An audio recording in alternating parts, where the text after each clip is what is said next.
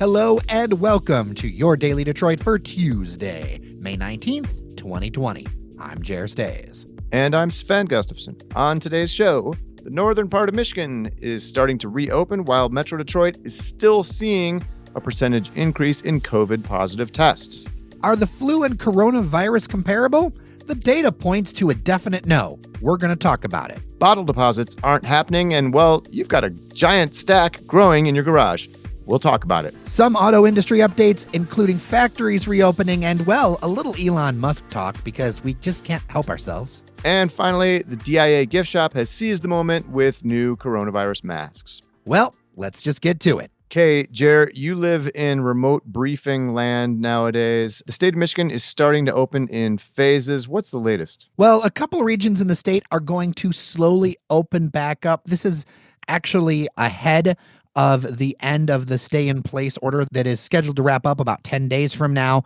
Specifically, the UP and the northern part of the Lower Peninsula, technically they're called Regions 6 and 8, and I feel like I need to share that for factual purposes, but I can't wait to go on vacation to Regions 6 and 8. That's what I always say, Well, it sounds like the Hunger Games, if you ask me, Region 6, District 6. Anyway, this will reopen retail businesses, office work that cannot be done remotely, and key here, restaurants. Wow.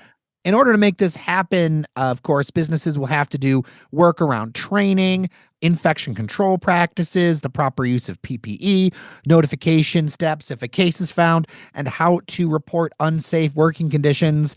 I'm going to say here, as we get into restaurants, I'm going to guess there's going to be masks pretty much everywhere when you come to servers and things like that.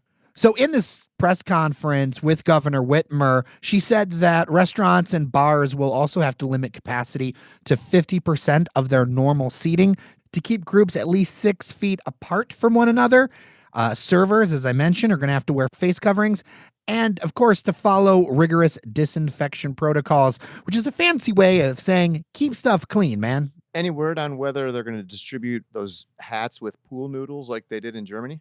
Oh my gosh, wouldn't that be amazing? I want the pool noodle suit for when I go shopping. Yeah. Anyway, so this is a sign of progress, no? It is. I mean, the virus's numbers have generally slowed statewide. As of Monday, there were nearly 52,000 cases statewide and 4,915 confirmed coronavirus fatalities. And what we want to look here is that the overall trends in the last 24 hours, the state reported 773 new cases, but more than 500 of those are from enhanced testing at corrections facilities. So minus those 500 so cases, that's huge progress.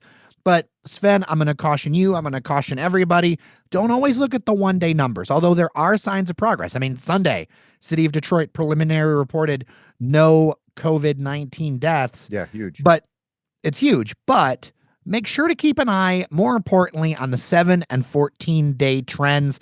That's kind of seeing where things are coming. This virus takes time to incubate, and data can also sometimes lag a few days or more as it's all manually entered into this healthcare system. Yeah, that's interesting. Yes, Sven, if you want to dive into this Department of Corrections stuff, blows my mind. They've done 32,000 tests, and they've found more than 3,000 coronavirus cases in prisons and jails and things in the state system, and there have been 57 confirmed deaths. The hotspots are facilities in Coldwater and Adrian. And up in the UP, the Michigan National Guard is actually conducting tests at prisons. And what about things downstate? Well, we talked about that good news in the city of Detroit, but we really need to zoom out and think regionally here. I know that's hard for some folks, but diseases do not care about your city lines.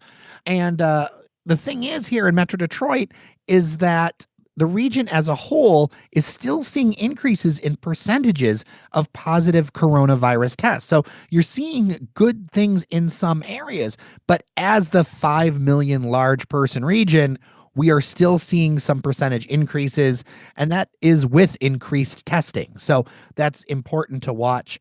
So it turns out that up north is going to be the test subject around handling reopening responsibly. It's going to be really interesting because a lot of the places up there, those are vacation hotspots, that hot District 6. Yeah, so a bunch of our listeners are going to be saying, great, I'm finally going to, schedule my trip up to Region 6, previously known as going up north.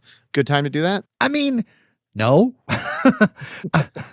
Traverse City Mayor Jim Carruthers was part of this press briefing and basically said this isn't the time. There is limited hospital capacity. And he made sure to reinforce that although the trees are blooming, all of the events around this are canceled. And it's really sad to see the main streets in Traverse City and other places empty right now. But the reality is that there is just such limited hospital capacity up north, and they're going to have enough dealing with their own population as opposed to having new folks, come up from Metro Detroit or whatever and looking for cherry blossoms. Yeah, all us riffraff downstaters.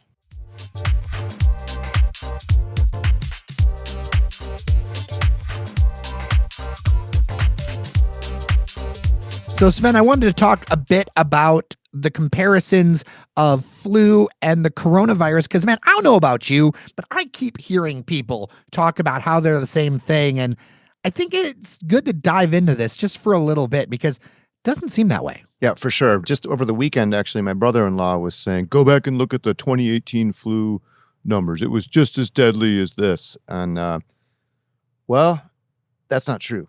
MLive actually did a really interesting story. We'll certainly link to it in the show notes.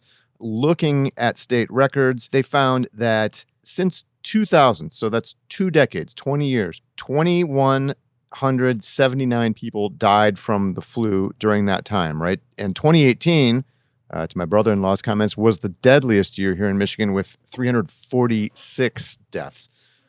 Well, if you were paying attention earlier in the show here, we're up to 4,915 deaths confirmed from the coronavirus in just, 2 months here in Michigan? I mean, it's easily more than 10 times as deadly. Yes. And MLive goes through and crunches the numbers and points out that there were more deaths from COVID-19 in the first month following the first coronavirus death here in Michigan than from the flu over 20 years.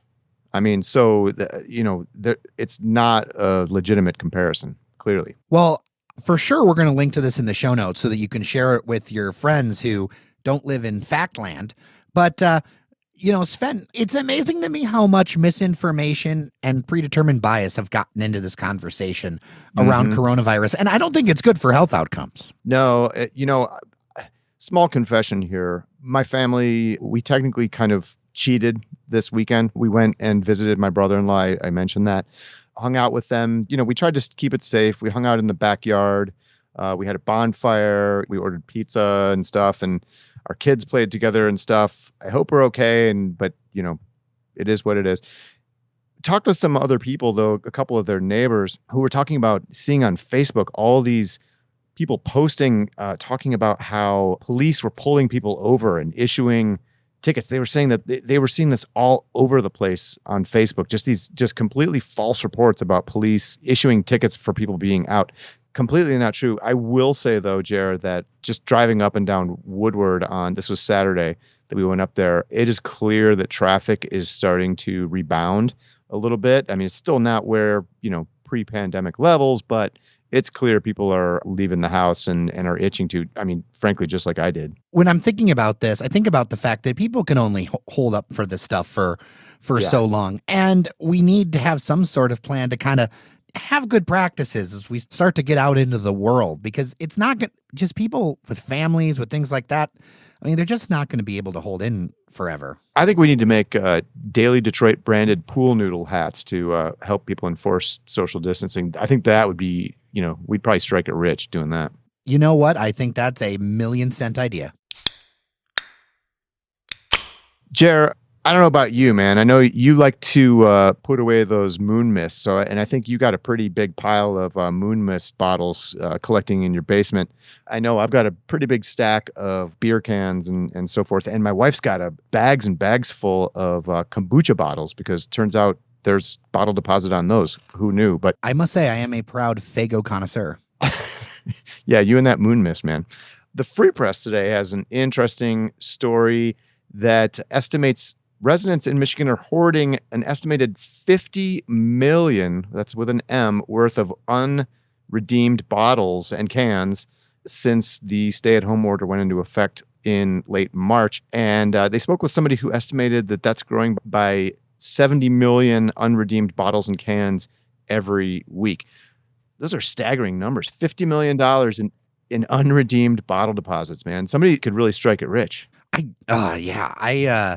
I can only imagine because I know how big the stack is with us. And it's like, what do you do with them at this time? Because they do pile up. I've been trying to cut back my Fago connoisseurship a little bit, but still, it keeps stacking up. Yeah, well, you can always throw them in the trash, which I cannot advocate that. You could, much better idea would be to just throw them in your recycling tote because it's the same thing. You just don't get your dime back for each bottle. But the Free Press spoke with a recycling business in Wixom who told the paper that can and bottle makers are really starting to scramble to find materials to keep up with production because all this recycled plastic and aluminum is coming out of the feed because nobody can claim bottle deposits on this stuff. I mean, we should clarify that service was declared non-essential under Governor Whitmer's order. There are some businesses who are starting to question that and why that's happening. There's going to be a huge backlog. I can imagine like a lot of the, think about like a Meijer or like a big grocery store that's got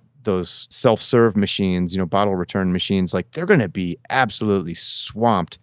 In fact, one of the guys told the Free Press that they estimate this is going to take 10 to 25 weeks to dig through the backlog of all the, returnable bottle deposits once, we can start taking them back.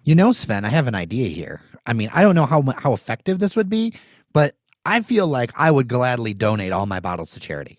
I feel like if somebody wanted to do that, I would totally do that. Yeah, they were saying that that's starting to become a thing. I was thinking about that. That's a good thing for us to look into. I think we should take a look and do some homework about what charities out there are accepting bottle deposits.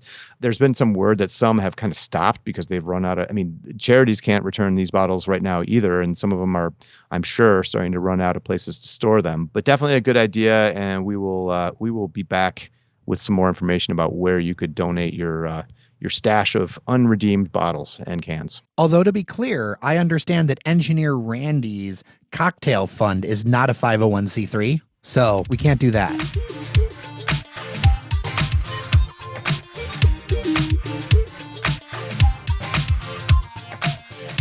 Sven, I think we wanted to talk about this next one because although it doesn't necessarily impact, Detroit alone, this is more of a national story.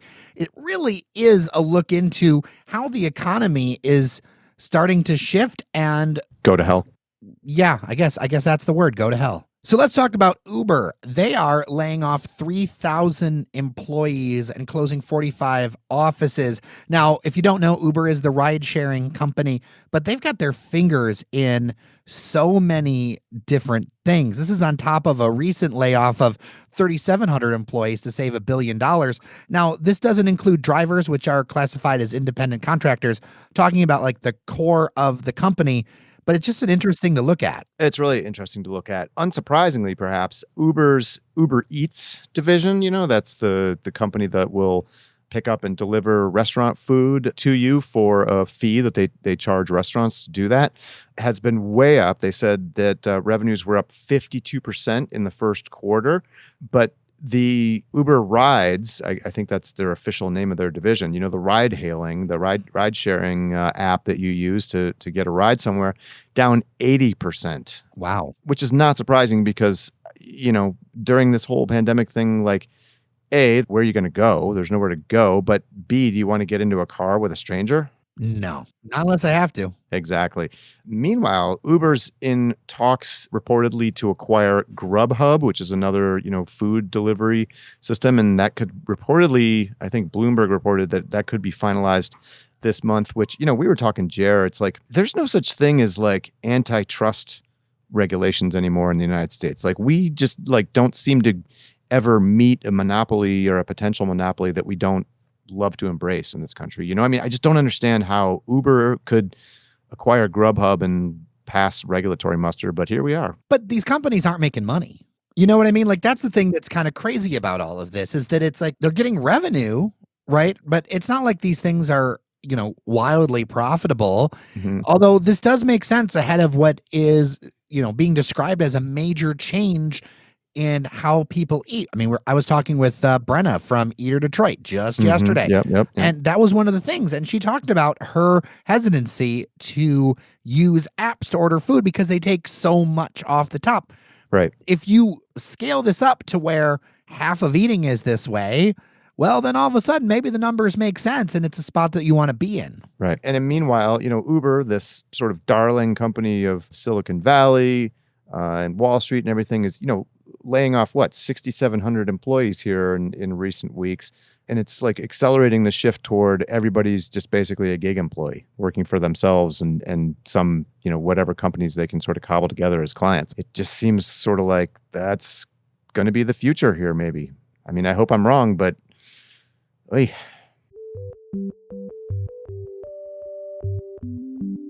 Thousands of hourly blue-collar workers went back to work Monday at Detroit 3 auto plants that have been closed since late March. Ford, GM, and Fiat Chrysler were aiming to restart at least 51 plants per the Free Press. Some will open later, including GM plants in Mexico, which were slated to open on Wednesday. There have been, Jared, tons of safety precautions put into place. We've talked about a lot of those: plastic divider shields, mandatory 6 feet social distancing, thermal imaging of workers, taking temperatures when you come into the plant, et cetera, et cetera. Most of these plants are not reopening at full capacity right away anyway. Some are going to be, gradually sort of ramping up production toward more full capacity. The big question here, though, is going to be demand. I mean, outside of worker safety and ensuring that the workers, of course, remain healthy and avoid, major spikes of infection and second waves of coronavirus infections, is demand by consumers. Automakers saw huge drops in sales for the month of April, especially the imports. They got hit especially hard. I mean, Honda and Toyota both saw sales drops of more than 50% here in the US in April, which was really remarkable. I mean, of course, unemployment is soaring. Tens of millions of people have filed unemployment claims in the United States. People are still stuck at home. Most people have not yet returned to actual physical workplaces. And as we keep saying, there's frankly nowhere to go for most people. Restaurants and entertainment venues, movie theaters, everything's closed still. Pickup trucks have been a kind of rare bright spot. Some of this is attributed to trucks selling well in rural parts of the country that haven't been as hard hit by the coronavirus. But so that's a bright spot, and automakers love that because, Ford makes its bread and butter on the F-150, right? But it figures that a lot of other models that aren't pickup trucks could see pretty soft demand. Meanwhile, Tesla reportedly plans to restart production at its California plant this week. And the company made headlines after Elon Musk last week restarted production against the local rules in Alameda County. He then threatened to move the company's headquarters out of California, which basically, to me, it all kind of read as a billionaire's, crying, or millionaire, billionaire crying baby fit, which I've got strong feelings on this, Sven, because I don't like the idea of, people saying, well, I'm just going to take my ball and go home and not pay attention to, elected officials that are, selected by us, the people. Yeah. Musk's been raising a lot of eyebrows lately with, a lot of his actions. He's somebody who's like mastered Twitter in a way that Donald Trump has, Yeah. where he can say anything that he wants and he pays almost no consequences for it, including recently a red pill tweet, which folks on the right have, and not just the right, the alt-right, the far right have really embraced. And, it's weird to me. There was a headline that he said he was kind of playing footsie with those groups.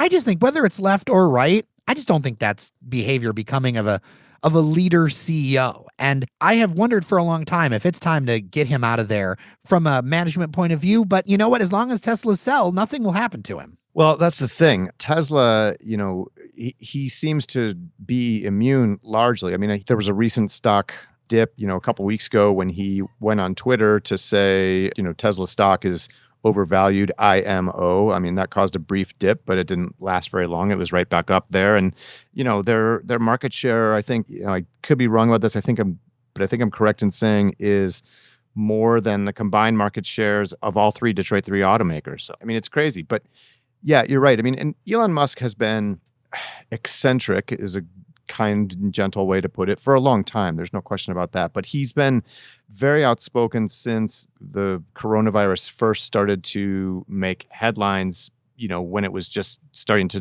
develop and break out in China. He famously tweeted that the coronavirus panic is dumb, his words. I mean, this is nothing outside of the line of what I've heard from a lot of people on the right, especially rich people. Because, in this country, rich people, they do get to live to an extent above the law. I mean, if you're rich, a fine of whatever money doesn't matter. It's just the price of doing whatever you want. Yeah. Elon Musk and Tesla benefit from the Tesla fanboy syndrome. They've got their minions of diehard devoted fans, including many who lean to the left on environmental issues and like Tesla because, it's a company building electric vehicles and solar panels and, weaning us off of, dependence on oil, et cetera, et cetera. But, I think what we're seeing here is Musk sort of gradually morphing into like a darling of the right. I mean, I've seen people sort of joking on Twitter that we're going to see, in the near future, Elon Musk given a primetime speaking slot at the Republican National Convention. And I think that actually is starting to seem not completely implausible. This country has moved to a place of personality over policy, right? It doesn't matter what somebody's policy is. People just follow what the personality is. You see this on the right and the left. I mean, look, as much as Governor Cuomo is getting a lot of praise for his reaction, a lot of that praise is because he dunks on Trump. They were actually very slow in New York to be on the uptake of some of this coronavirus reaction. I see it with people who it makes no sense, right? I hear it from extreme progressives, people who are Bernie Sanders supporters going, Governor Cuomo's the man. And it's like, but this guy doesn't this is not a progressive politician. And I'm not saying that to knock Cuomo per se or any of that other stuff, but it's just a point that we are in this world that is post about what you believe, and we are in such a partisan, even intrapartisan within parties, flag waving cult of personality.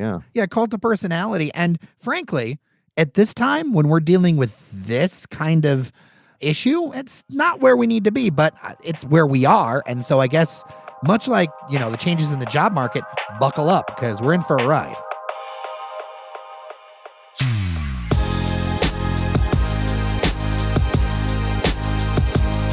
All right, before we let you go, I wanted to tell you about a face mask that Sven, I know it has all our feelings right now. All the feels, yep. The Detroit Institute of Arts is offering a mask with the famous Norwegian painting that is commonly known as The Scream by Edvard Munch.